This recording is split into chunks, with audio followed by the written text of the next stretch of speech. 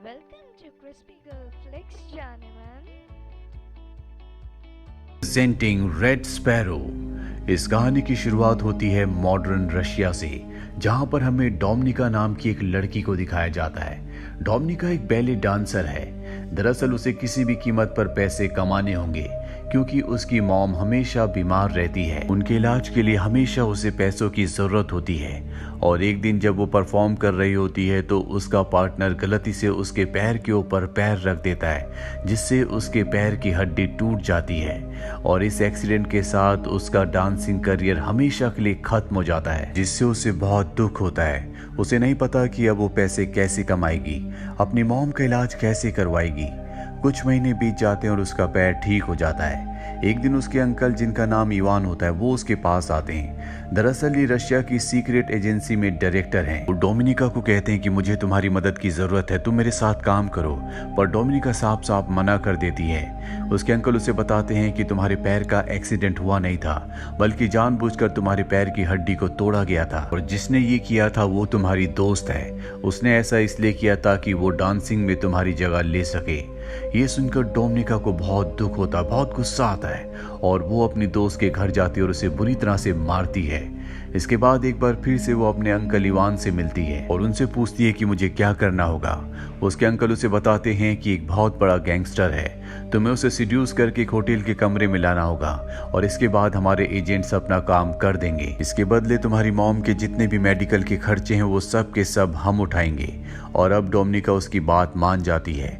वो उस गैंगस्टर से एक बार में मिलती है जहां पर वो उसे सिड्यूस करती है। इसके बाद वो गैंगस्टर उसे होटल के एक कमरे में ले जाता है, पर यहाँ पर इस वक्त तक कोई भी नहीं पहुंचा होता। इसीलिए वो आदमी उसकी जबरदस्ती इज्जत लूट लेता है, जिससे डोमिनिका को बहुत दुख होता है, क्योंकि उसे सिर्फ उस आदमी को सिड्यूस करना था। अब यहाँ पर एजेंट आ जाते हैं और उस गैंगस्टर को मार देते हैं। पर डोमिनिका इस बात से टूट गई है। वो अपने अंकल के पास जाती है और कहती है कि आज के बाद मैं ये काम कभी नहीं करूंगी। उसके अंकल को इस बात से कोई फर्क नहीं पड़ता कि उसकी इज्जत लुट चुकी है। वो कहते हैं कि अब तुम्हें हमारे राज के बारे में पता चल चुका है कि हम किस तरह से काम करते हैं, यानी कि तुम भी अब इस सीक्रेट एजेंसी का एक हिस्सा बन चुकी हो, और अगर तुमने हमारे साथ काम नहीं किया तो तुम्हें मार दिया जाएगा, क्योंकि तुम हमारे सारे राज जान चुकी हो। वहीं दूसरी तरफ हमें मॉस्को में नेट नाम के एक लड़के को दिखाया जाता है, जो कि एक अमेरिकन जासूस है, यानी कि वो CIA का एजेंट है। नेट एक आदमी से मिलता है जिसे वो मार्वल कहकर बुलाता है। दरअसल ये नेट को खबरें देता है और वो उसे कुछ खबर देकर वहां से निकल जाता है, पर तभी वहां पर पुलिस आ जाती है। नेट नहीं चाहता कि उसे खबर देने वाला मार्वल पकड़ा जाए, इसीलिए वो गोलियां चलाता है, जिससे पुलिस का ध्यान उसकी तरफ आकर्षित होता है और मार्वल उस जगह से भाग जाता है। पर नेट को पकड़ लिया जाता है और वापस अमेरिका भेज दिया जाता है। पर नेट एक बार फिर से रशिया जाना चाहता है, लेकिन उसके जो सीनियर होते हैं वो कहते हैं कि तुम रशिया नहीं बल्कि बुडापेस्ट जाओगे, ताकि तुम एक बार फिर से मार्वल से मिल सको। वहीं दूसरी तरफ हमें रशिया की सीक्रेट एजेंसी के डायरेक्टर इवान को दिखाया जाता है, जो उस वीडियो फुटेज को देख रहा होता है जिसमें नेट मार्वल से मिला था, और उसे देखकर उसे समझ में आ जाता है कि मार्वल एक रशियन सीक्रेट एजेंसी का ही मेंबर है, जो इस वक्त बुडापेस्ट में है। और अब इवान किसी भी कीमत पर उसे मारने के लिए किसी स्पाई को, यानी कि जासूस को भेजना चाहता है। वो डोमिनिका के पास जाता है और उसे कहता है कि तुम्हें बुडापेस्ट जाकर मेरा एक काम करना होगा, और सबसे पहले तुम्हें इसके लिए ट्रेनिंग लेनी होगी। और इसके बाद उसे एक स्पाई स्कूल में भेजा जाता है, जहाँ की ट्रेनिंग बहुत ही खतरनाक, बहुत ही मुश्किल होती है, लेकिन जल्दी वो इस ट्रेनिंग को पूरा कर लेती है। और इसके बाद डोमिनिका को बुडापेस्ट के लिए रवाना कर दिया जाता है, जहाँ पहुंचने के बाद सबसे पहले उसे नेट का विश्वास जीतना होगा, ताकि उसके जरिए वो किसी भी कीमत पर मार्वल तक पहुंच सके। दरअसल मार्वल का चेहरा कोई भी नहीं जानता, किसी को नहीं पता कि वो कैसा दिखता है। सिर्फ नेट ही एक तरीका है जिसके जरिए मार्वल तक पहुंचा जा सकता है। और अब डोमिनिका बुडापेस्ट पहुंच जाती है, जहां पर वो अपनी एक साथी एजेंट के साथ रहती है। साथ ही अब वो नेट का पीछा करना शुरू कर देती है। वो उस स्विमिंग क्लब को भी ज्वाइन कर लेती है, जहां पर नेट रोज आता है। डोमिनिका बार बार उसके सामने से जानबूझकर निकलती है ताकि वो उसे देखे। डोमिनिका बहुत ही सुंदर है, इसीलिए नेट भी उसे देखना शुरू कर देता है। और एक दिन जब वो सड़क पर उसके कम क्रॉस होती है तो वो उससे बात करता है। नेट को कहीं न कहीं डोमिनिका के ऊपर शक है, डोमिनिका जब अगले दिन स्विमिंग क्लब जाती है तो देखती है कि वहां पर उसका आईडी कार्ड नहीं है। दरअसल नेट उसका आईडी कार्ड निकाल कर अपने साथ ले गया होता है और अब उसे पता चल जाता है कि वो एक रशियन स्पाई है, लेकिन फिर भी वो बार बार उससे मिलता है। हालांकि अब उसे पता है कि डोमिनिका उससे बार बार इसीलिए मिलती है ताकि वो मार्वल के बारे में इंफॉर्मेशन निकाल सके।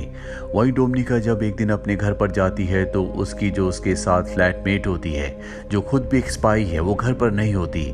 और जब वो घर की तलाशी लेती है तो उसे पता चलता है कि उसकी जो साथी है वो किसी अमेरिकन स्पाई से मिलने वाली है जिसे वो कुछ इन्फॉर्मेशन देगी और उस इन्फॉर्मेशन के बदले उसे पैसे मिलेंगे। डोमिनिका समझ जाती है कि उसे भी उसी की तरह एक मिशन दिया गया है। अब डोमिनिका अपने काम को पूरा नहीं कर पाती, उसे मार्वल के बारे में कुछ भी पता नहीं लगता। इसीलिए इवान यहाँ पर आता और उससे पूछता है कि तुम्हारा काम इतना स्लो क्यों चल रहा है, अगर ऐसे चलता रहा तो तुम्हें मार दिया जाएगा। वो कह देती कि मेरे काम स्लो चलने का कारण ये है कि मैं अपने साथी एजेंट के साथ उसके मिशन पर काम कर रही हूँ। ये सुनने के बाद इवान को बहुत गुस्सा आता है। वो कहता है कि तुम्हें अपने काम पर ध्यान देना चाहिए। और जब डोमिनिका अपने घर पर नहीं होती तभी वहां पर एक दूसरा रशियन एजेंट आता है जो डोमिनिका की रूममेट फ्लैटमेट को मार देता है क्योंकि उसने अपने सीक्रेट मिशन को डोमिनिका के साथ शेयर किया था। हालांकि उसने नहीं किया होता, लेकिन डोमिनिका ने कहा होता है कि मैं उसके साथ काम कर रही हूँ। इसीलिए इवान को रशियन इंटेलिजेंस को ये लगता है कि उसने अपने खुफिया मिशन को किसी के साथ शेयर किया, इसीलिए उसे मार दिया जाता है। साथ ही जब डोमिनिका घर पहुंचती है तो वही रशियन एजेंट उसे धमकी देता है और कहता है कि अगर तुम अपने मिशन में फेल हुई तो हम तुम्हें भी मार देंगे। डोमिनिका इस बात से बहुत डर जाती है। वो नेट से मिलने उसके फ्लैट पर जाती है जहां पर नेट उसे बताता है कि मुझे पता है कि तुम एक रशियन जासूस हो। डोमिनिका बताती है कि मुझे अपनी और अपनी मॉम की जान बचाने के लिए रशियन जासूस बनना पड़ा।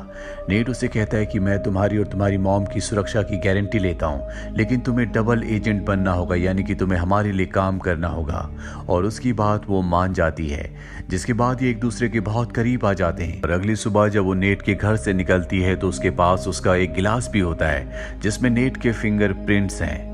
वही नेट एक बार फिर से मार्बल से मिलता है। मार्बल उसे आगाह करता है कि तुम्हें डोमिनिका से दूर रहना होगा क्योंकि वो एक रशियन जासूस है, वो तुम्हारे लिए बहुत बड़ा खतरा बन सकती है।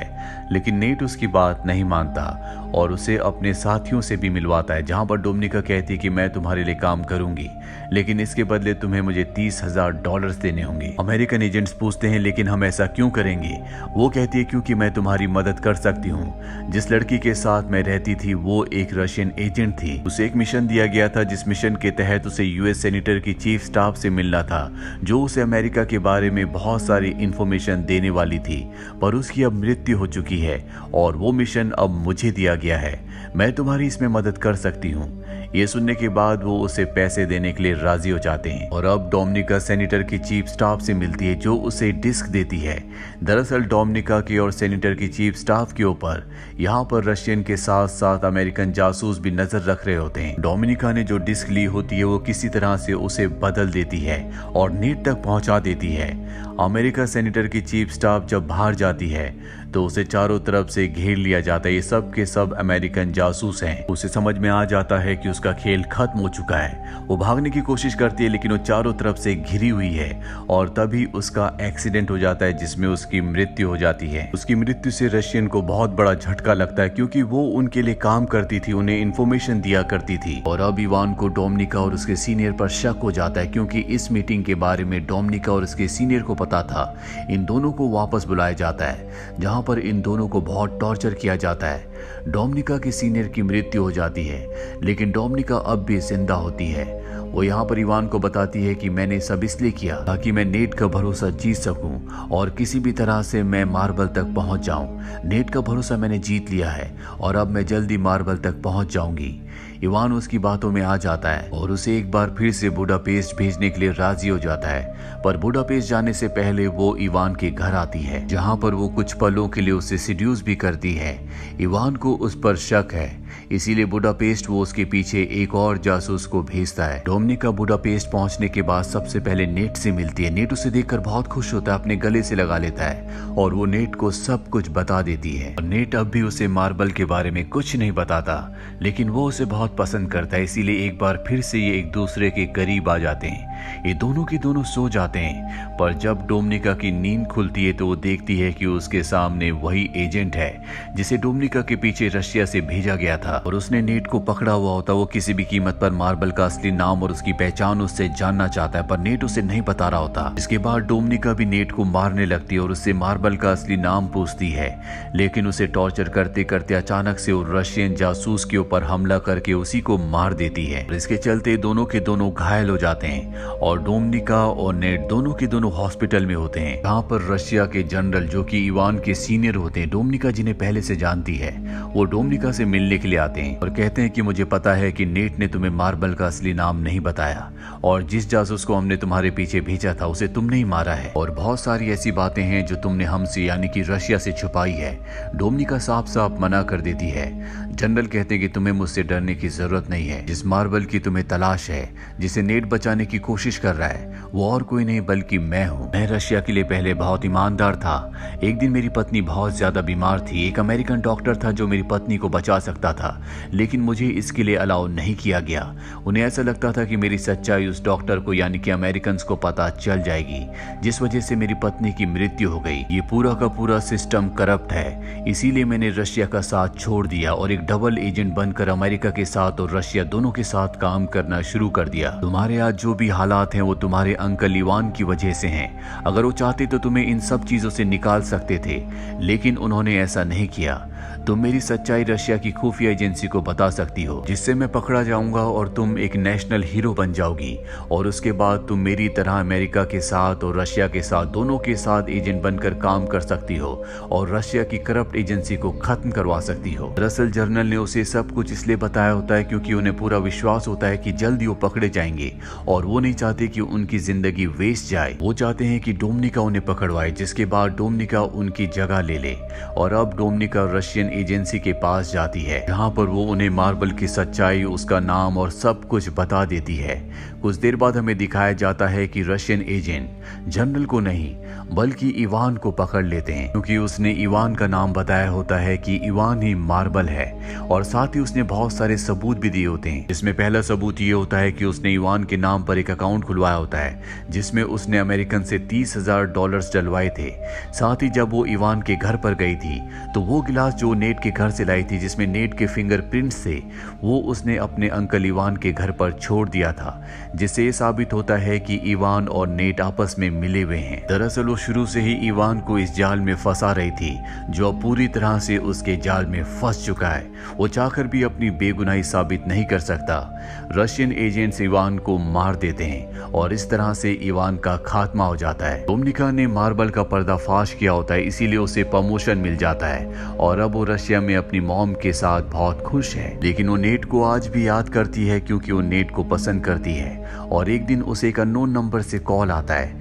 दूसरी तरफ से कोई नहीं बोलता, वहां से सिर्फ एक पियानो की धुन बजती है, जिसे सुनने के बाद वो समझ जाती है कि ये नेट है। इसी के साथ ये फिल्म, ये कहानी यहीं पर खत्म हो जाती है।